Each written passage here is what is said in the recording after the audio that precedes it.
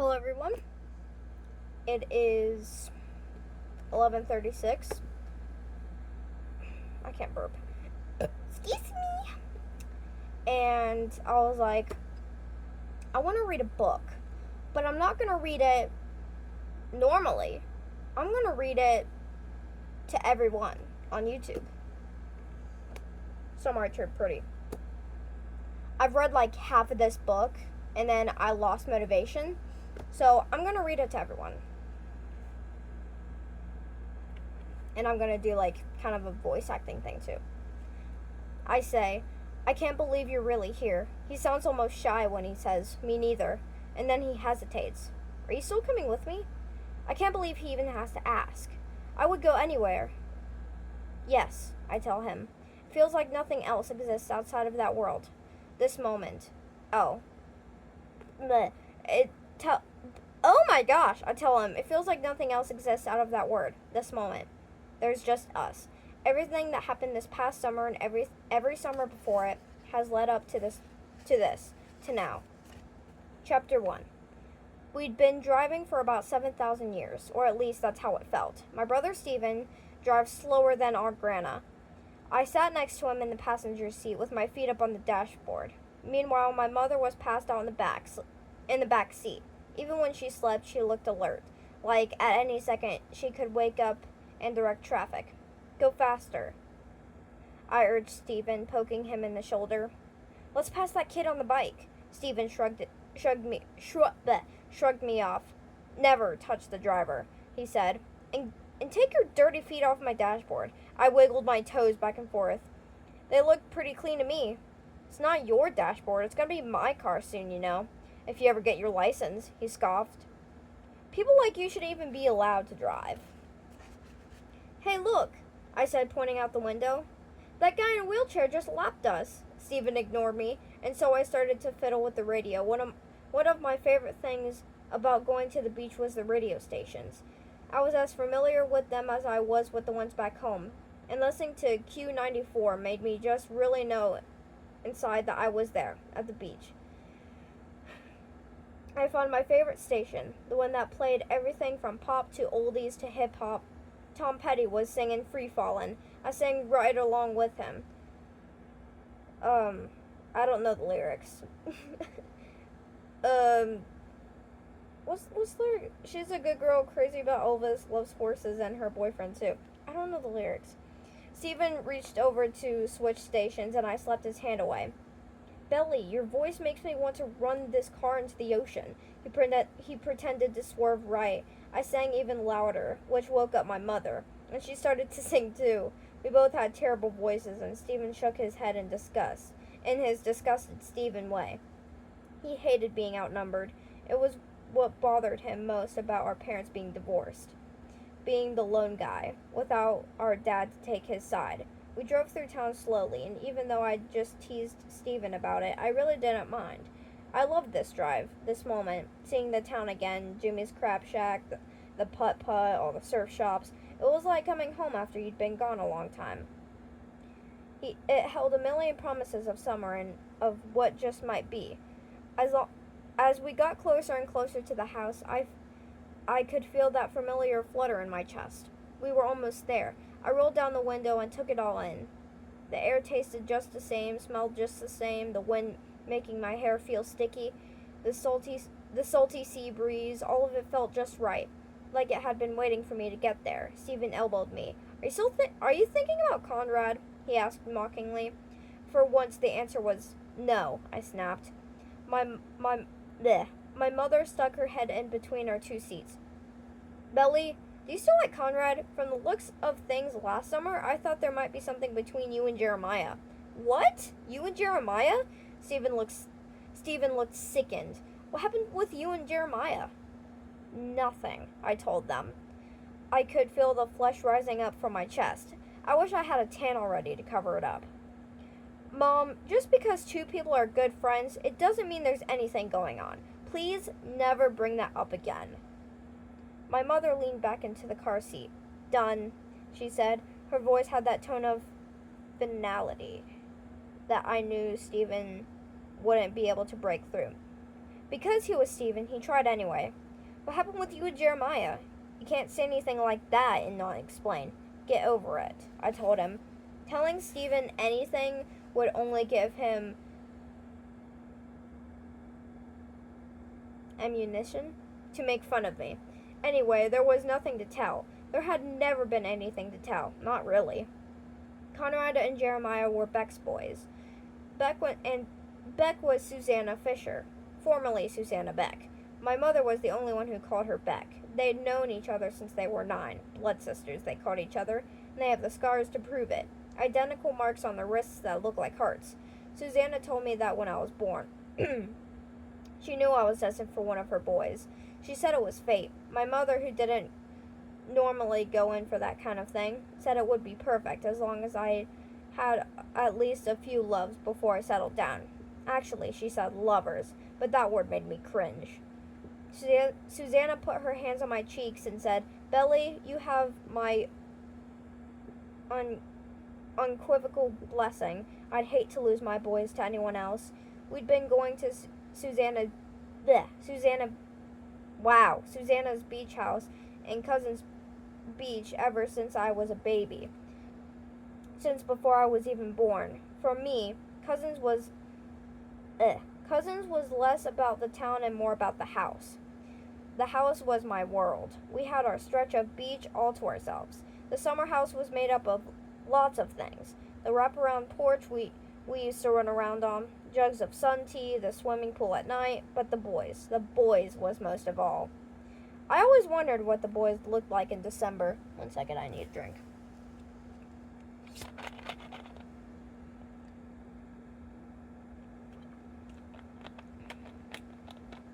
I'm so tired. I try to picture them in cranberry-covered scarves and turtleneck sweaters, rosy-cheeked and standing beside a Christmas tree, but the image always seemed false. I did not know what the winter Jeremiah or the winter Conrad, I did not know the winter Jeremiah or the winter Conrad, and I was jealous of everyone who did. I got flip-flops and sunburned noses and swim trunks and sand. But what about those New England girls who had snowball fights with them in the woods? The ones who snuggled up with them while they waited for the car to heat up. The ones who gave their coats when it was really chilly outside. Well, Jeremiah maybe, not Conrad. Conrad would never. It wasn't his style. Either way, it didn't seem fair. I'd sit next to the radiator in history class and wondered what they were doing, if they were warming their feet along the bottom of the radiator somewhere too, counting the days until summer again. For me, it was almost like winter didn't count. Summer was what mattered. My whole life was measured in summers, like I didn't really begin living until June, until I'm at that beach, in that house. Conrad was the older one. By a year and a half. He was dark, completely unattainable, unavailable. He had a smirky kind of mouth, and I always found myself staring at it. Smirky mouths make you want to kiss them, to smooth them out and kiss the smirkiness away. Or maybe not away, but you want to control it somehow, make it yours. It was exactly what I wanted to do with Conrad, make him mine.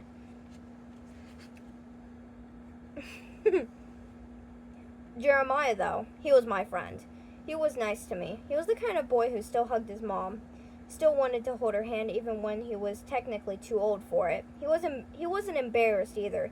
Jeremiah Fisher was too busy having fun to ever be embarrassed.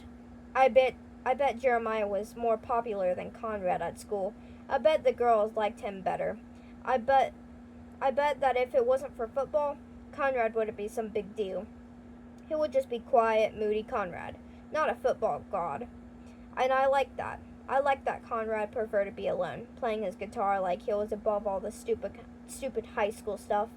I like to think that if Conrad went to my school, he wouldn't play football. He'd be on the lit mag. He'd notice someone like me. When we finally pulled up to the house, Jeremiah and Conrad were sitting out on the front porch.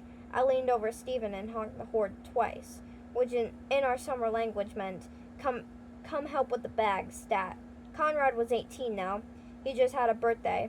He was taller than last summer, if you can believe it. His hair was cut short around the ears and was and was as dark as ever.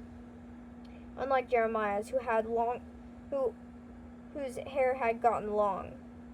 So he looked a little shaggy, but in a good way, like a 1970s tennis player. When he was younger, it was curly yellow, almost platinum in the summer. Jeremiah hated his curls. For a while, Conrad had convinced that crusts made your hair curly. So Jeremiah had stopped eating sandwich crusts, and Conrad would polish them off. As Jeremiah had gotten older, though his hair was less and less curly and more wavy, I missed his curls. Susanna called him her little angel, and he used to look like one. Excuse me. With his rosy cheeks and yellow curls. He still had the rosy cheeks. Jeremiah made a megaphone with his hands and yelled, "Steve-O!" I sat in the car and watched Stephen amble up to them and hug the way guys do. The air smelled salty and wet, like it might rain seawater any second. I pretended to be tying the laces on my sneakers, but really I just wanted a moment to look at them, at the house for a while, in private. The house was larger? The house was large and gray and white, and it looked like almost every other house on the road, but better. It looked just the way I thought a beach house would look like. I thought it looked just the way I thought a beach house should look like. It looked like home. My mother got out of the car then, too. "Hey, boys, where's your mother?" she called out. "Hey, Laurel, she's taking a nap," Jeremiah called back. Usually she came flying out of the house the second our car pulled up. My mother walked over to them in about 3 strides. She hugged them both tightly. My mother's hug was as firm and solid as her handshake. She disappeared into the house with her sunglasses perched on the top of her head. Jeez, how long is this first chapter? Oh. I got out of the car and slung my bag over my shoulder.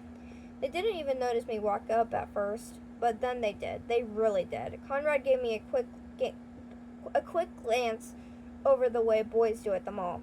He had never looked at me like that before in my whole life. Not once. I could feel my flush from the car return. Jeremiah, on the other hand, did a double take. He looked at me like he didn't even recognize me. All of this happened in the span of about 3 seconds, but it felt much, much longer. Conrad hugged me first, but a faraway kind of hug. Careful not to get too close.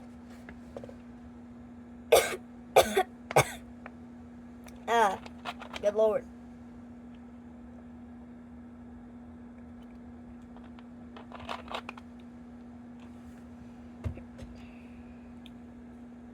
Where is it? He'd just gotten a haircut, and the skin around the nape of his neck looked pink and new, like a baby's. He smelled like the ocean. He smelled like Conrad. I liked you better with glasses," he said, his lips close to my ear. That stung. I shoved him away and said, "Well, too bad. My contacts are here to stay." He smiled at me. And that smile, he just gets in. His smile did it every time. "I think you got a few new ones." He said, tapping me on the nose. He knew how self-conscious I was about my freckles, and he still teased me about it every time. Then Jeremiah grabbed me next, and he almost lifted me into the air. "Belly button's all growed up," he crowed. Crowd? I don't know. I laughed. "Put me down," I told him. "You smell like B.O." Jeremiah laughed loudly. "Same old belly," he said, but he was staring at me like he wasn't quite sure who I was. He cocked his head and said, "Something looks different about you, Belly." I braced myself for the punchline. What? I got contacts. I wasn't completely used to myself without glasses either. My best friend Taylor had been trying to convince me to get contacts since I was in 6th grade, and I'd finally listened. He smiled. "It's not that. You just look different." I went back to the car and the boys followed me. We unloaded the car quickly, and as soon as we were done, I picked up my suitcase and my book bag and headed for my old bedroom. My room was Susanna's from when she was a child. It had faded It had faded calico. Wow! Had faded calico wallpaper and a white bedroom set. There was a music box I loved. When you opened it, there was a twirling ballerina that danced to the theme song from Romeo and Juliet, the old-timey version. I kept my jewelry in it. Everything about my room was old and faded, but I loved that about it. I felt like there might be secrets in the walls and in the four post in the four po- in the four-poster bed, especially in that music box. Seeing Conrad again, having him look at me that way, I felt like I needed a second to breathe. I grabbed the stuffed polar bear on my desk and what? I grabbed the stuffed polar bear on my dresser and hugged him close to my chest. His name was Junior Mint. Junior for short. I sat down with Junior on my twin bed. My heart was beating so loudly I could hear it. Everything was the same, but not. They had looked at me like I was a real girl, not just somebody's little sister. Ow. Alice in Wonderland. Anyway, that's the end of chapter 1. These chapters are really short, so I might do 2 in some videos.